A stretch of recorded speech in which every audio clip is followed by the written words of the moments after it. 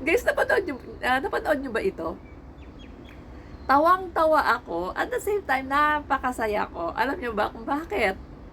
Si PBBM, nilagdaan po ang isang batas na bawal ng mangutang ang Pilipinas. Kasi maaalala nyo, di ba? Nung si Digong ang naupo, umutang ng 6.8 trillion. Pero ang nagastos lamang, ang liquidation lamang is 500 billion. Hindi umabot ng 1 trillion. So nasa ng pera, di ba? Halos talagang puro nga po puro nakurakot yung inutang na pera. Hindi nga nabayaran yung mga COVID-19 workers natin, di ba? Ang nagbayad pa si PBBM nung pag-upo niya.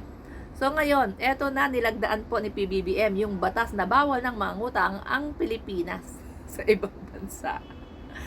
So yung uupong presidente sa 2028, hindi na siya pwedeng mangutang. So pagkasyahin niya, i-budget niya yung nakokolektang tax, yung tax from taxpayer.